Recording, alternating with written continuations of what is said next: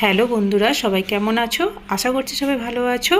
আর দেখো, আমি আমার ছেলের স্কুলে যাব, তাই জন্য রেডি হয়ে গেছি। আর তোমাদের তো বলেই দিয়েছি লাইভে আমি ছেলের স্কুলে কি কারণে যাব।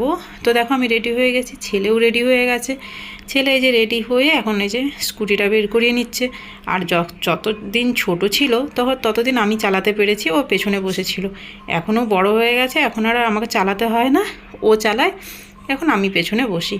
তো যাই হোক, দেখো আমরা এখন রাস্তায় বেরিয়ে গেছি। আর এটা কিন্তু স্কুলের হাব রাস্তা পেরিয়ে চলে এসেছি। আর এই যে এখানে সব ট্রেনগুলো দাঁড়িয়ে আছে। আর এই যে আমরা প্রায় কাছাকাছি চলে এসেছি। আর মা ছেলে গল্প করতে করতে বেশ যাচ্ছিলাম। অনেক দিন পর ছেলের স্কুলে যাচ্ছি। এখন তো সাইকেল নিয়ে যায়, আমাকে আর যেতে হয় না।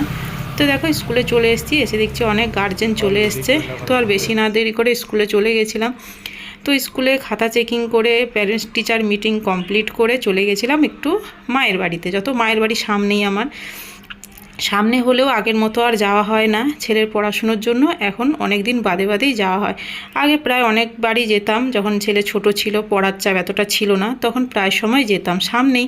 আর এখন ছেলের পড়ার চাপ বেড়ে গেছে, সেই জন্য আর যেতেই পারি না। তো গিয়ে দেখছি মা সব কাটাকুটি করছে।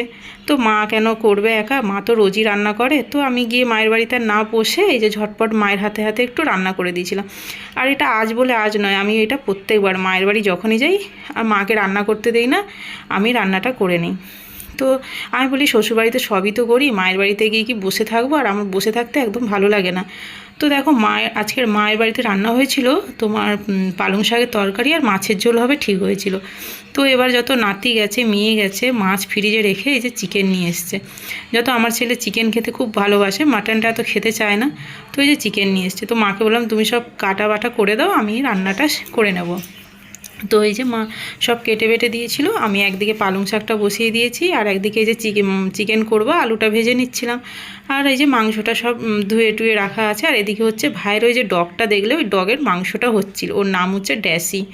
তো এই যে দেখো, আমি এখানে চিকেনটা কষাচ্ছিলাম ভালো করে। তো চিকেনটা হোক, আর তোমাদের চলো আমার মায়ের বাড়িতে ছাদে কি কি গাছ আছে সেটা একটু তোমাদের দেখায়। এখনও অবশ্য ছোট ছোট চারা গাছ লাগিয়েছে, যখন ফুল হবে, মানে আমি যখন যাব তখন ফুল হয়ে যাবে। এখন তো আমার যাওয়া হয় না, আবার যে কখন যাব আমি নিজেও জানি না। তো দেখো, এই যে সমস্ত গাছগুলো দেখো, এগুলো কিন্তু লঙ্কা গাছ আর পুদিনা পাতার গাছ, আরও অনেক রকম গাছ আছে।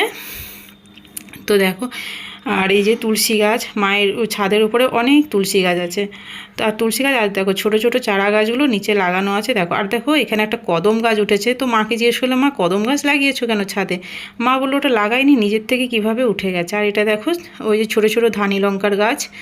আর দেখো, এটা কি একটা ফুলের নাম জানি না। আর দেখো, এই যে পুরো টবে, এগুলো কিন্তু বাবা আর ভাই মানে প্রচণ্ড খাটনি করে, প্রচণ্ড খাটনি।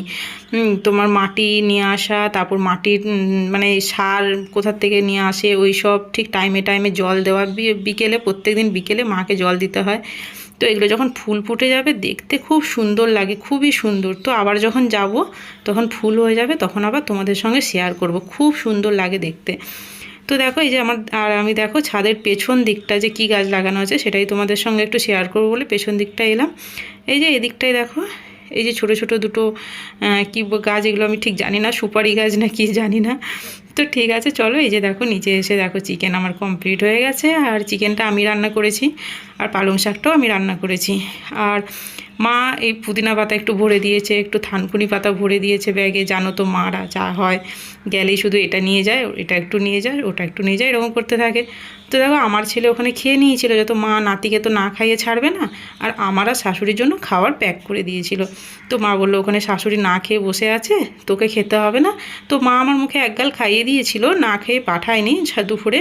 তো আমাকে একগাল মুখে দিয়ে দিয়েছিল, আর নাতিকে খাইয়ে পাঠিয়েছে। আর এই যে আমার আর শাশুড়ির খাবার এখন বেড়ে নিচ্ছি। অনেকটা বেলা হয়ে গেছিলো, প্রায় 2:30 মতো বেজে গেছিলো। আর সকালে তো আমি টিফিন করেই যাইনি, তোমরা তো দেখেছো লাইভে, আমি আলুর তরকারি বানিয়ে রেখে চলে গেছি। তো খিদেও পেয়ে গেছিলো। আর এই যে ঝটপট করে এসে এই যে শাশুড়িকে এখন খেতে দিয়ে দেবো, তারপর আমি খেয়ে নেব। তো বন্ধুরা, ভিডিওটা বেশি আমি আর মানে বেশিক্ষণ করতে পারিনি, কারণ আমার সময় হাতে খুবই কম ছিল। কারণ আমার মাথায় ছিল আমাকে ওই বাড়িতে যেতে হবে, ছেলের আবার বিকেলে পড়া আছে। সেই জন্য ঝটপট করে মায়ের বাড়িতে রান্না টান্না করে একটু মায়ের সঙ্গে গল্প টল্প করে চলে এসেছি। তো বন্ধুরা, শাশুড়িকে খেতে দিয়ে দিয়েছি, এবার আমি খাবো, চলো বাই।